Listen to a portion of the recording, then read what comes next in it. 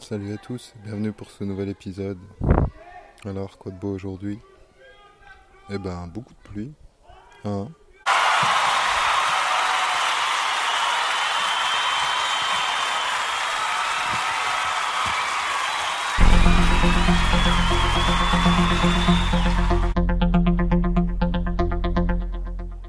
Beaucoup de pluie, beaucoup de pluie, beaucoup de pluie. Bon, bonne nouvelle, j'ai envoyé les photos, j'en ai 4 à différents intervalles pour les fraises de décembre. Ça n'a rien à voir, ça c'est un compte. Pour les fraises du Japon. Euh, donc ça sera bientôt disponible là, sur le site. Faut que je les retravaille un petit peu, que je les recoupe. Je les ai envoyés, mais j'ai peur que ça fasse comme celle sur l'Arduino, c'est-à-dire que ce soit déformé.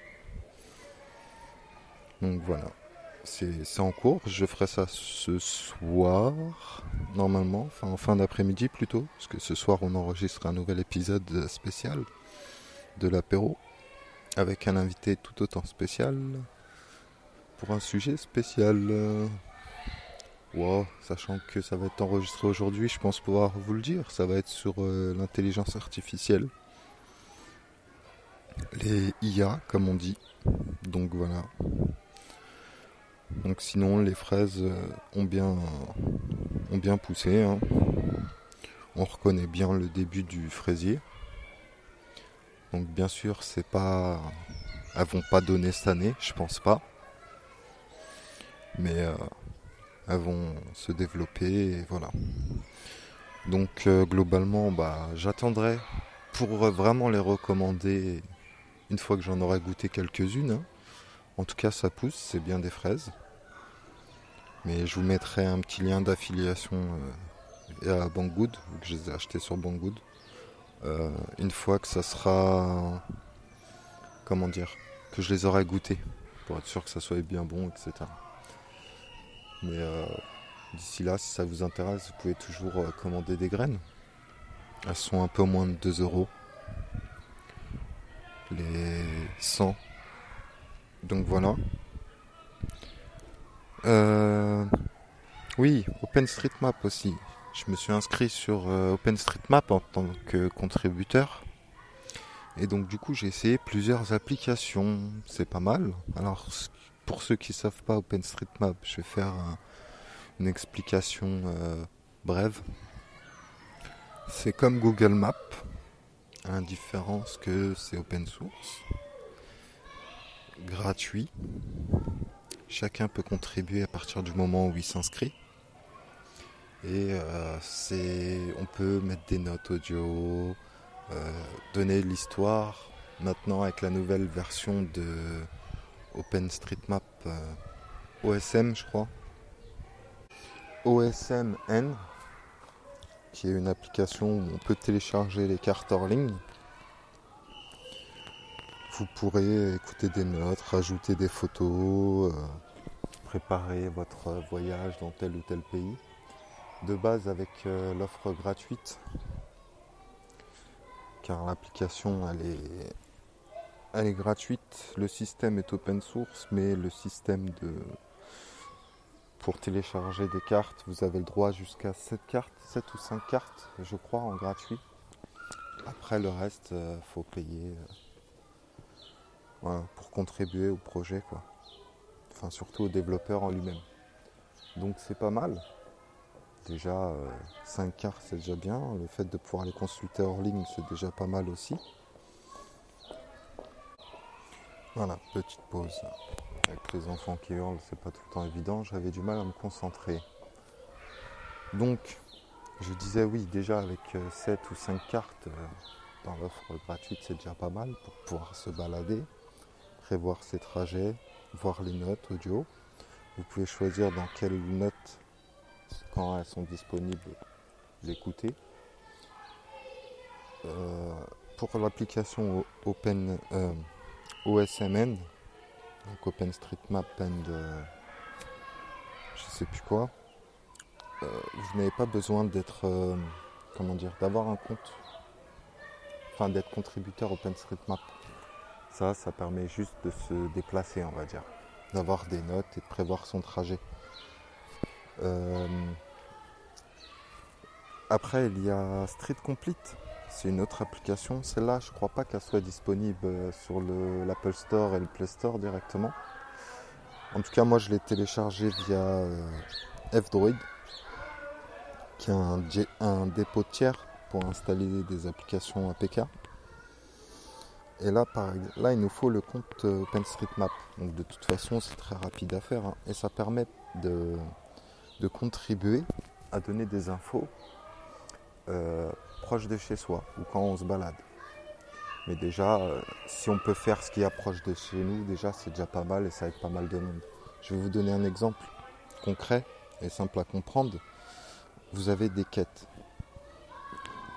Alors, ça s'affiche sous forme de gros stickers ronds sur la carte. Et par exemple, vous avez quel est le nom de cette rue, avec la localisation où vous êtes. Quel est le nom de cette rue. Ça peut être de quel type de sol elle est composée. Est-ce que c'est des pavés? Est-ce que c'est de l'asphalte? Est-ce que c'est du sable? Quelle est la limitation de vitesse? Et voilà. Vous avez aussi, depuis cette année, je crois, vous avez la localisation des bouches à incendie qui ont été faites. Les heures de récupération du courrier pour les boîtes de la poste. Donc de quelle heure à quelle heure le courrier est relevé. C'est pas mal, c'est assez simple à contribuer là-dessus. Il suffit de répondre aux questions tout simplement. Donc là, il vous faudra un compte pour le compte d'OpenStreetMap, le compte contributeur, et voilà, c'est automatiquement envoyé via l'application. Vous pouvez choisir d'envoyer que par Wi-Fi. Quelque peu classique, on va dire. Mais voilà, c'est une bonne petite application. Vous pouvez prendre des photos aussi de divers lieux. Alors pourquoi prendre des photos? Parce que les photos qui sont disponibles, on ne peut pas réutiliser par exemple les données de Google Maps et de la Google Car, je crois elle s'appelle, la voiture qui prenait les photos des rues. Enfin bref, vous devez contribuer. Par contre, si vous postez une photo, elle sera automatiquement considérée en open source. Donc, hors de question de prendre comment ça s'appelle, des photos d'OpenStreetMap, de Google Maps ou autres services plus ou moins propriétaires. Donc voilà, ça peut être sympa si vous, même, je sais pas, je vais prendre un exemple tout simple, vous avez un rendez-vous pour le travail ou autre dans un endroit, vous êtes un peu trop prévoyant, vous arrivez un peu trop en avance et donc du coup il vous reste du temps, vous êtes dans la rue du rendez-vous, vous attendez la personne avec qui vous avez le rendez-vous, là où les personnes, et vous vous retrouvez dans la rue, et voilà. Bah, vous ouvrez cette application et vous pouvez commencer à contribuer. Quel est l'état du sol, quelles sont les heures de date de courrier si vous êtes à côté d'un collecteur de courrier. Je suis désolé, j'ai oublié le nom que ça porte, mais enfin bon, on voit tous ce que c'est, quoi. En France, c'est les grosses boîtes jaunes avec le sigle de la Poste. Enfin bref, voilà, le numéro de rue, vous pouvez prendre des photos si on demande, vous pouvez vérifier l'information. Est-ce que c'est toujours exact? Est-ce que le sens de la rue est toujours de ce côté-là? Est-ce que tel ou tel établissement est encore ouvert aux heures où il est précisé, etc. Et puis ça aidera d'autres. Voilà. C'est bien sympathique. C'est bien sympathique et ça fait le travail, quoi. Ce qui est intéressant, c'est qu'on peut avoir les points d'altitude. Et avec la nouvelle version là, mais là par contre c'est au OSM pour OpenStreetMap End. L'application elle est disponible sur le Play Store, sur Apple Store, iTunes Store, etc. Peut-être même pour Windows Mobile, s'il existe encore. Hein. Et vous pouvez avoir les notes et les différentes fiches Wikipédia de tel ou tel lieu touristique. Ou pas d'ailleurs. Si vous êtes face à, je sais pas moi, une ancienne... qu'est-ce qu'on pourrait dire ? Une ancienne église par exemple. Bon, ça reste en termes du touristique. Mais je sais pas, une ancienne cave à vin, une ancienne distillerie qui était là depuis des années, qui depuis est devenue un musée ou que sais-je. Vous pouvez avoir directement les liens. Vous pouvez... elle a été conçue aussi pour les personnes déficientes, visuelles. Donc vous pouvez être... comment on appelle ça ? On peut nous lire les différentes informations, etc. Donc je vais essayer de vous mettre toutes les notes. N'hésitez pas à me rappeler s'il y a une ou plusieurs applications, plusieurs choses que j'ai oublié de mettre les notes, je les rajouterai. Donc voilà. Vous pouvez contribuer autant que vous voulez, il n'y a pas besoin de divers matériels super exigeants, etc. pour la cartographie. Après, du moins pour tester, après si vraiment ça devient un petit hobby ou quelque chose comme ça, vous pouvez le faire aussi avec le GPS de votre voiture, mais par contre il faut regarder sur le Wikipédia français, francophone d'OpenStreetMap, parce qu'il y a certains réglages à prendre en compte, justement dû aux applications propriétaires qui existent déjà. Je crois que c'est un rapport avec les coordonnées, voilà. N'ayant pas le permis ni de voiture, le fonctionnement, et comme je fonctionne que en transport en commun ou à pied, je ne peux pas vous donner plus d'infos sur ce système-là, mais il faut regarder sur le wiki, pas le Wikipédia, le wiki d'OpenStreetMap. Vous aurez toutes les infos là-dessus. Donc voilà, alors j'ai essayé, j'ai fait bien sûr autour de chez moi. Vous pouvez noter le nombre d'étages sur les bâtiments, etc. etc. Pour le coup, au début, c'était juste pour signaler une erreur.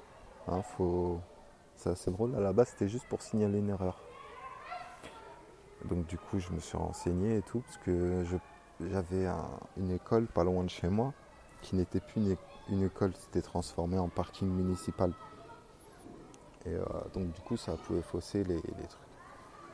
Et je me suis renseigné, et donc du coup, via Telegram, sur le Telegram de Bloc Linux, je sais plus qui c'est, un des participants sur Telegram qui me dit oui, mais t'as qu'à te mettre à contribuer, et tu verras, c'est pas compliqué, tu peux faire au moins ce que tu connais et ce que tu es sûr, et via l'application Street Complete.